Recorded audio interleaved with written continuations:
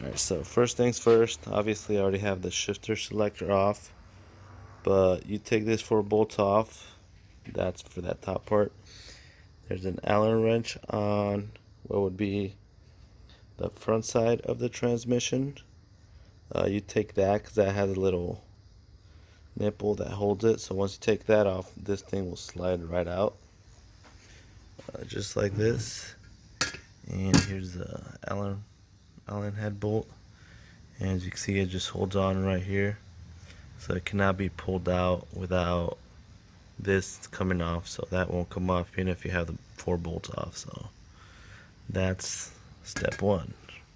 Alright, next step, this 3 little bolts here, they have a little spring and balls on them, so they're pretty much the same, but just leave them in the order they came out of and do not lose those little balls, because that's what ends up locking the shafts inside of there.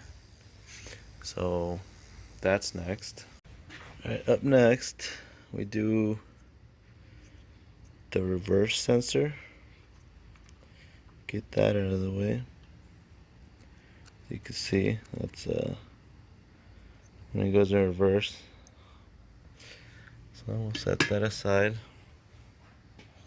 and move on to the next thing. So just an FYI, this 3 steps here can be done either way. Then once these are done, then we have one. It's over here. It's on the front side. It's a 14 mil head. We take that off, and then we move on to removing all the 12 millimeter head bolts around. So I'll go ahead and do that, then I'll show you guys what's next. All the bolts around the case are the exact same size except for one, which goes right by the drain plug on the bottom side. So now once those are off, we go ahead and take this bolt off there. And so now that all the bolts are out, we got this thing off here. See that little snap ring there? You're gonna pry it open to where it rides on top of this lip, but first you want to crack the casing enough to where none of that glue is holding, or else you'll be trying to do both at the same time. So pry wherever you can and start splitting it open. Then once you get this loose, then you could open that snap ring and it should wiggle out of there. I'm not going to say slide out of there, but it should wiggle out. So as you can see, I got it cracked open. As soon as I opened that clip a little bit, that center shaft dropped right in. So now should be able to pry this out.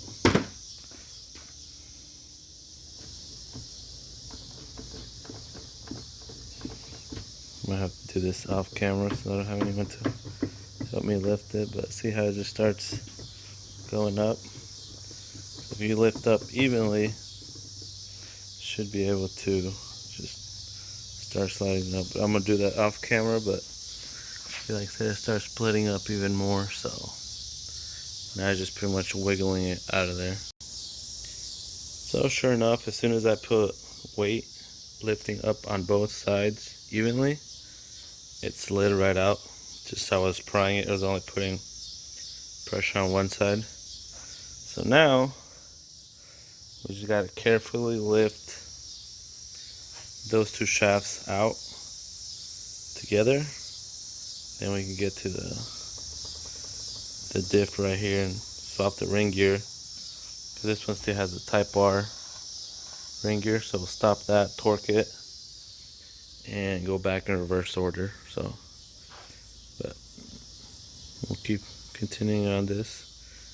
And like I said, I'm gonna check the synchros, because I know 4th gear synchro, I believe, is the one that's, see, it might be this one here. It's kind of worn out at an angle. So I'm going to check them all, see how they're doing, and I'll decide if I'm going to do synchros too or not. We'll see. So here I already have the reverse lockout gear removed. It's fairly simple. The shaft just slides. So you just lift it up and it slides right out.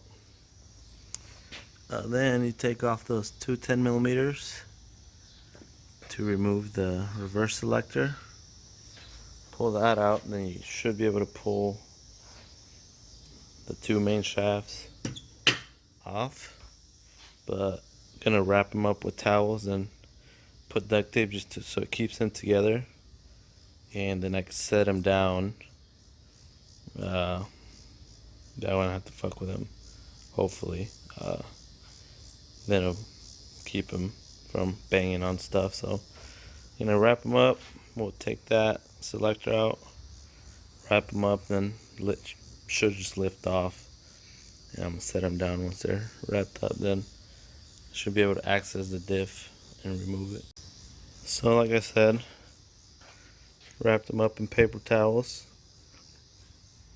and then duct tape. You could use saran wrap, probably work better.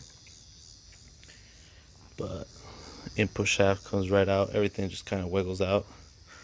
Just make sure you don't forget these two here. One's just a washer, one's a spring washer. So just make sure those go back in just how they came out.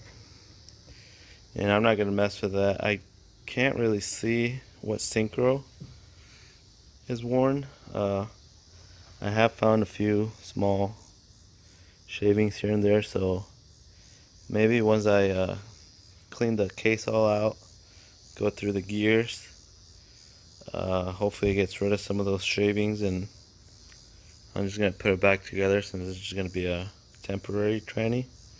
I just don't want to have the open diff on it, so I'm just going to throw that on. If I decide to go with a different tranny, it won't be this one, which eventually it will be all-wheel drive, so that's definitely not going to have this tranny. But see, now should be able to just lift this up, and we are pretty much ready to swap ring gears. Look through everything, clean it up. See here, there's a lot of metal, so I don't know what to think of that really. But like I said, I know it definitely has a gear grind in fourth, due to I had my billet shifter that I didn't adjust when I did the K-swap on my other 91 wagon, which is the original tranny off of it. So, but it's just a temporary tranny, so I'm not too worried about it. I'm just gonna clean it, throw it in, slap it back together, and hopefully everything works how it should. I don't see why not though. So I got the casings cleaned up. There, here, that oil tray thingy. I did find a couple things. I know this tranny has not had a easy life. It's been used and abused like they're supposed to. This is fine here, the bearing, but where this one goes, you can tell at one point it's kind of been scored up a little bit.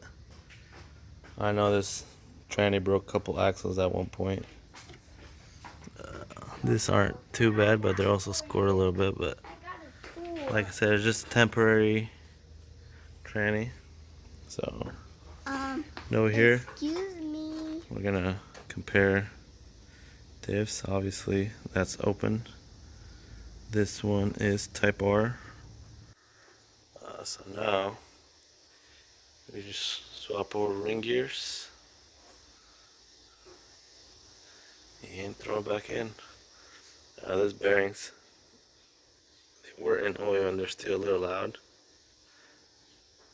And these are a little smoother for them not being on the tranny for a while.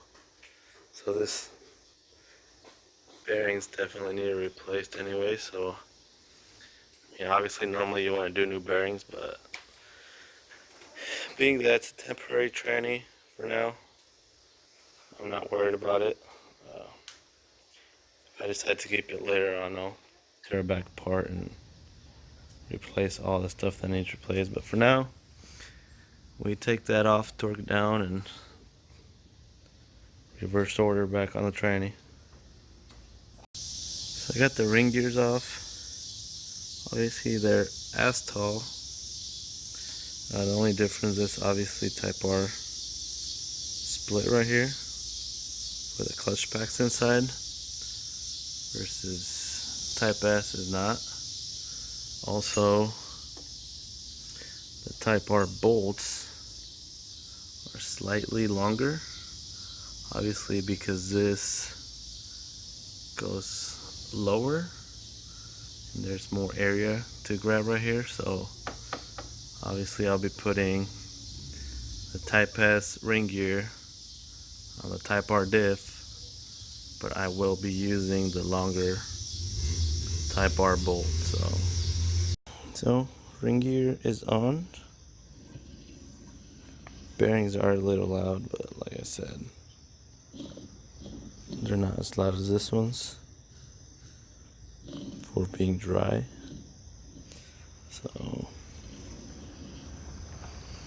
gonna stack the gear set and then go on to the rest. See how that goes together.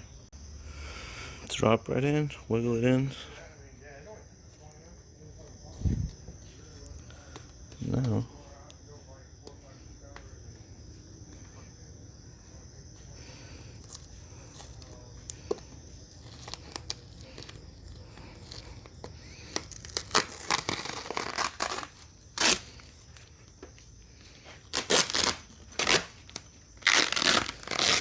if you had some ram wrap, it'd be a lot easier. Take this off, but gotta work with what you got. I didn't really clean any of the gear set. I didn't want to use brake clean and dry them out. So, but I think with what I cleaned on the case should be good enough. So now I'll throw the reverse. We'll put it together because I don't have Honda Bond, but. So I got this ready to be assembled. I forgot to order some Honda Bond. Gray, ultra gray gasket maker works just as well. So I'm gonna clean this up, apply a light bead, then I'll throw the case back on and start putting all the bolts and torquing everything down.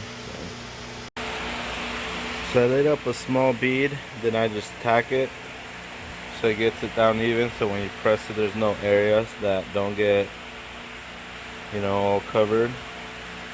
So now I just pretty much dropping the case on and start torquing the bolts around it before it tacks up and dries. So do that next.